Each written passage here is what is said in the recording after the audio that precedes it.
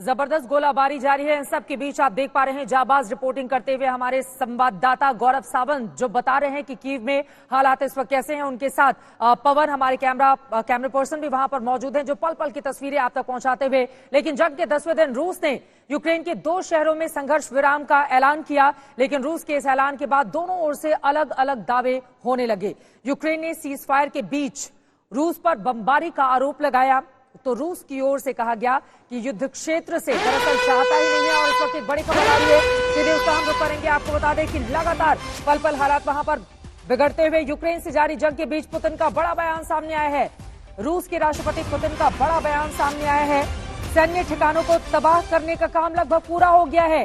राष्ट्रपति पुतिन की ओर से यह कहा गया है कि सैन्य ठिकानों को तबाह करने का काम पूरा कर लिया गया है। यूक्रेन में रूस की सेना हाई अलर्ट पर है। ब्रिटेन के मंत्री के बयान के बाद हाई अलर्ट पर है। पुतिन की ओर से यह बयान सामने आया है। विशेष सैन्य अभियान शुरू करना कठिन फैसला रहा हमारे लिए। रूस के राष्ट्रपति पुतिन की ओर से ये तमाम बातें आज मीडिया के सामने कही गई हैं।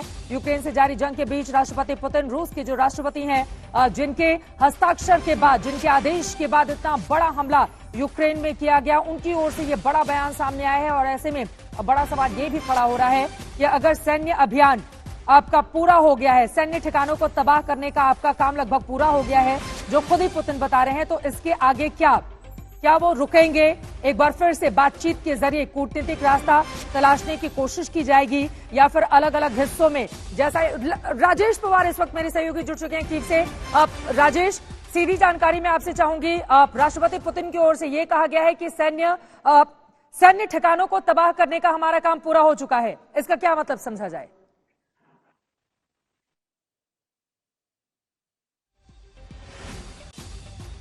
राजेश के पास हम चलेंगे। आपको बता दें कुछ तकनीकी दिक्कत आ रही है, फौरन राजेश से हम जानकारी लेंगे। आपने देखा भी था राजेश, जब शाम को 5 बजे रिपोर्टिंग कर रहे थे तो उस समय किस तरह से यूक्रेनी सैनिकों की ओर से उन्हें रोका गया, पहले उनकी जांच की गई और फिर उनको जाने दिया गया। इस तरह की स्थिति कीव में बनी हुई। राजेश, अपनी बात को आगे बढ़ाएं। बड़ा बयान पुतिन का सामने आया है, सैन्य ठिकानों को तबाह करने का काम लगभग पूरा। रूस के राष्ट्रपति पुतिन का यह बयान क्या समझे राजेश? देखिए, मैं इस बारे में कुछ ज्यादा नहीं बोल पाऊंगा क्योंकि ये चीज ग्राउंड पे वेरीफाई करनी ऑलमोस्ट इम्पॉसिबल है। लेकिन जैसा हमने देखा, जितने फ्रीडम के साथ रशियन मिसाइल्स और जहाज जहां चाहे वहां बमबारी कर रहे थे, जिन टारगेट चाहे उनको निशाना बना रहे थे, न्यूक्लियर पावर प्लांट भी उन्हें आसानी से उन्होंने कब्जा कर लिया। इसको देख के लगता है कि कहीं ना कहीं वो जो बोल रहे हैं उसमें कुछ सच्चाई है। लेकिन हर मिलिट्री टारगेट को उन्होंने न्यूट्रलाइज कर दिया, स्पेशली वेस्टर्न यूक्रेन में। इसको थोड़ा शक की निगाह से देखना पड़ेगा। Over to you. वहां के हालात क्या हैं, कीव के हालात क्या हैं, और आपका अनुभव में मैं आपसे जानना चाहूंगी राजेश। जब आप शाम के 5 बजे रिपोर्टिंग कर रहे थे उस समय यूक्रेन के तमाम फोर्सेस की ओर से आपको रोका गया, आपकी चेकिंग की गई। उसके बाद जब उनको वो सेटिस्फाई हो गए कि आप मीडिया पर्सन है, उसके बाद आपको जाने दिया गया। कीव की अगर मैं जानकारी चाहूं तो इस वक्त राजधानी कीव की स्थिति, वहां के हालात कैसे हैं राजेश? देखिए, मेरे को उन्होंने ऐसे नहीं जाने दिया। मैं जू को मैं कवर कर रहा था, जो यहाँ का चिड़ियाघर है कीव का। मुझे जानवरों से बहुत प्रेम है और मैं चाहता था दुनिया ये देखे कि वॉर जोन में जो जानवर है वहां पे, वो भी किस मुसीबत में हैं। उनका खाना सिर्फ 10 दिन का बचा है अभी। तो मैं वहां एक रिपोर्ट करने गया था। जब बाहर निकला था, क्योंकि मेरे हाथ में, मैं कैमरे से लाइव जाता हूँ अपने फोन से, तो जब फोन उठा के चेहरे के सामने रखता हूँ तो हर किसी को ये प्रतीत होता है जैसे मैं रिकॉर्ड कर रहा हूँ। और यहाँ इस वक्त फोटो लेना या रिकॉर्डिंग लेना अपनी जान के ऊपर खतरा बनाने की बात करने वाली बात है। बिल्कुल। और जब मैं लाइव था उस टाइम, तो ये मिलिशिया था, ये दौड़ के मेरी तरफ राइफल कॉक कर ली थी और दौड़ के मेरी तरफ आ रहा था। मैं उसको समझाने की कोशिश की, लेकिन वो बहुत एग्रेसिव था। उसके बाद वो मुझे और एक मेरे साथ एक लोकल यहाँ मेरा साथी था जो मेरा कुछ हेल्प कर रहा था इसमें ट्रांसलेशन में, वो हम दोनों को अपने हेडक्वार्टर में लेके गए। वहां पे उन्होंने उस रशियन से भी बहुत ज्यादा बातचीत की। और देखिए, मैं आपको एक बड़ी अजीब बात बताता हूँ। मैंने तो अपना पासपोर्ट दिखाया, अपना बाकी आईडी दिखाई, मुझ पे उनको विश्वास हो गया। लेकिन उसको, क्योंकि वो रूसी भाषी था, यूक्रेनियन है लेकिन रूसी भाषी था, इसलिए उसको उन्होंने बहुत बुरी तरह ट्रीट किया। और जो है उसको सब कुछ दिखाया, उसने मैं पासपोर्ट तक दिखाया, लेकिन फिर भी उन्होंने विश्वास नहीं किया। यूक्रेनियन पासपोर्ट था उसके पास में। फिर उन्होंने उससे कुछ शब्द बोलने के लिए बोले यूक्रेनियन भाषा में, और वो फॉर्चुनेटली बोल पाया, अदरवाइज उसका बहुत बुरा हश्र होना था। यूक्रेन होने के बावजूद।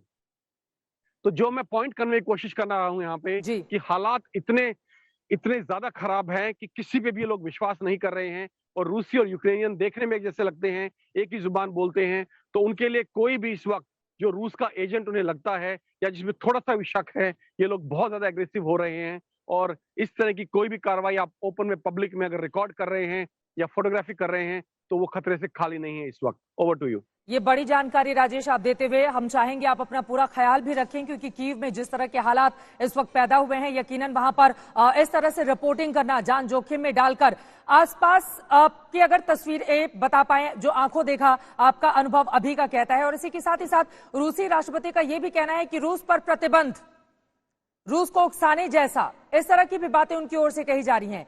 तो इसका क्या मतलब समझा जाए? रूस के खिलाफ प्रतिबंध, युद्ध के ऐलान जैसा ये कह रहे हैं रूस के राष्ट्रपति पुतिन, इसका क्या मतलब समझा जाए राजेश? देखिए, this is an economic war. जो वेस्ट ने अभी लॉन्च किया है रूस के ऊपर, वो एक इकोनॉमिक वॉरफेयर है, और ये उनका सबसे बड़ा हथियार है। देखिए, चाहे वो उन्होंने हिंदुस्तान पे लगाने की कोशिश की हो पोखरण के बाद, चाहे ईरान के साथ किया हो, चाहे नॉर्थ कोरिया के साथ किया हो, चाहे वेनेजुएला के साथ किया हो, बहुत सारे मुल्क हैं। तो ये उनका सबसे बड़ा हथियार है। वो एक मुल्क की जो इकोनॉमी है उसको बिल्कुल क्रिपल कर देते हैं, बिल्कुल उसको जमीन पे ले आते हैं। वहां के लोग मतलब छोटी छोटी चीजों को तरस जाते हैं। तो इनका बहुत बड़ा हथियार है। ये एक तरह का वॉरफेयर है, एंड इसको एस्टेब्लिश फॉर्म ऑफ वॉरफेयर है, इकोनॉमिक वॉरफेयर। और उनके पास इसके अलावा कोई चारा नहीं था वेस्ट के पास, क्योंकि वो ना तो बूट्स ऑन ग्राउंड लेके आ सकते थे यूक्रेन के अंदर, ना कोई हथियार यूज कर सकते थे। जब भी आपसे बात होती है ये शुरू हो जाता है।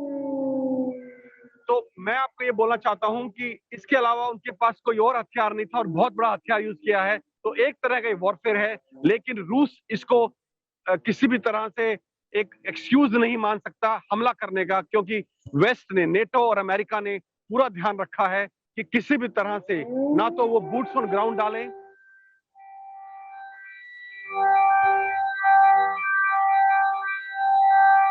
ना वो बूट्स ऑन ग्राउंड भेजे यूक्रेन में, ना अपने जहाज या किसी भी तरह का मिलिट्री इक्विपमेंट यूक्रेन में या यूक्रेन के स्काईज में ना लेके आए। मैं आपको एक चीज और बता दूं इसी विषय में, जेलेंस्की कल बहुत नाराज थे और बड़े हतोत्साहित थे। कल जब ब्रुसेल्स में मीटिंग हुई है नाटो नेशन की कल शाम को, जिसमें जेलेंस्की ने अपील की थी नेटो नेशन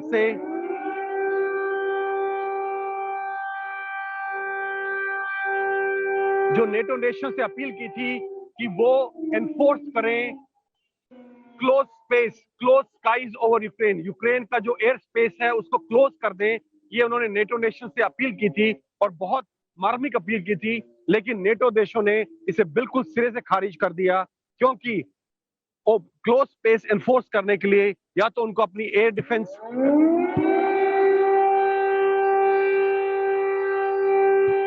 अपना एयर डिफेंस इक्विपमेंट यूज करना पड़ता, या अपने हवाई जहाज यूज करने पड़ते, और इन दोनों का अर्थ ये होता कि वो डायरेक्ट युद्ध में शामिल हो गए हैं, और ये रूस के लिए एक उकसाने का कदम होता जो ये वॉर नेटो वर्सेस रशिया बना देता।